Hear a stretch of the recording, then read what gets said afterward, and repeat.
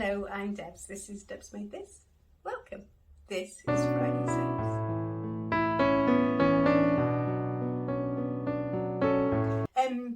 I have been making my Elodie. I'm not going to reveal my final fabric, although I'm peeking looking at it.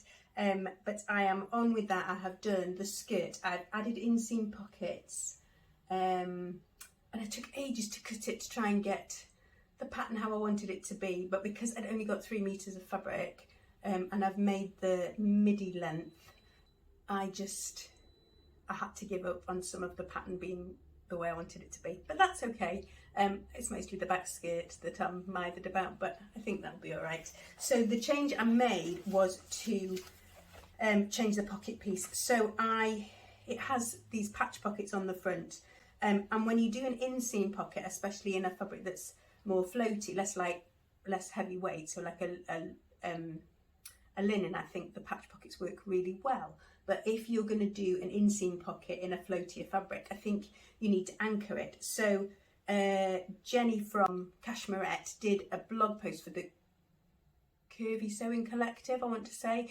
I'll link it down below, where she talks about how you change it. So a normal patently this doesn't have an inseam pocket piece, so I stole the inseam pocket piece from the Cashmerette Upton, and then I added on, so you can see where that would have been, that blue line is a tracing for where that would be. And so what I did was to lay that against the skirt piece and traced where the waistline was going to be, so that I can anchor this pocket into the waistband, and that means it doesn't kind of flop about in the same way. It's nicely anchored. It should lie really flat to the front of this skirt, so I'm hoping that works well. So I'll let you know when I've worn it. I finally made the making of the prom dress video. If I can get that edited, I will try and put a tag in for it somewhere up there, wherever it goes. Oh, and the other thing I've made is what I'm wearing. This is a Marilla Walker Anning dress, except it's not. So I hacked this quite a lot. She does have a shirt version, which is essentially a cropped version, which you can crop underneath this bib section, and she suggests putting a peplum on. I'm so short-waisted that essentially this part of the bodice came below my waistband. So I had to shorten that by about 2 inches, and then I really like the curve on the back of this shirt dress. I shall put a picture in, if I haven't already, of the back curve.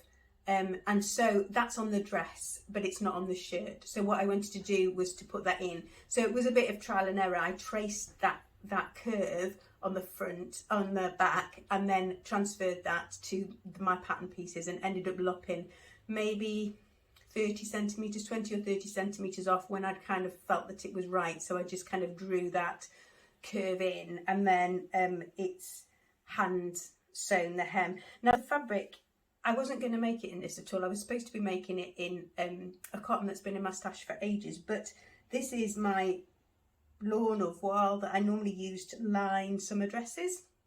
But I just had this vision in my head of just a really cool and floaty cotton shirt. So that's what I've done. The only other changes I made was to add my normal inch to the sleeve, because I have monkey arms, and I really love this. Because of the way the shoulders are constructed, because I have this forward shoulder seam, it means I don't have to do a high round back and forward shoulder adjustment, and it fits my shoulders beautifully. You know what I'm like, I don't like when they have a drop sleeve and it just makes me feel a bit untidy. I'm untidy enough, I don't need any help for my clothes to look untidy. So I really like this. I'm sure there's going to be a dress version of this. I've got some kind of mulberry coloured linen, which I think would work really well. I just need to make sure that it's not too heavyweight. The other thing it would be really nice in is like a tencel blend would be lovely, and then you'd get that kind of heavy drape going on. That would be really nice, like a tencel twill. I don't have any of that in my stash, and I am trying really hard not to buy stuff unless I really, really have to. And I'm not sure that this counts. The other thing that I might do is I have got some Liberty in my stash, and can kind of see this in that. It's kind of like a burgundy floral. That sounds horrible, it's much nicer than that. A burgundy floral, which I will try and remember to bring down. The other things that are in my head are a Gilbert shirt for Maria, preferably before we go away properly, but I don't think I'll get it before we've got a little bit of a mini break, me and her, next week for celebrating the end of exams, but I'm not sure I'll get it done for that.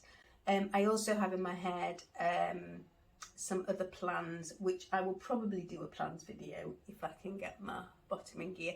I'm trying to make this not onerous either for me or you though. I don't want to like churn out lots of videos instead of doing the sewing, because it's the sewing that I love, and I'm not very good at the tech and editing part of this. I promise I am trying, but it's just, yeah, my brain, which is, a lot of you know, I'm off work because I'm anxious and burnt out and a bit overwhelmed, and it doesn't feel very kind to make myself learn lots of hard tech stuff, but I'm trying to do a little bit at a time, so we'll make progress, I am sure.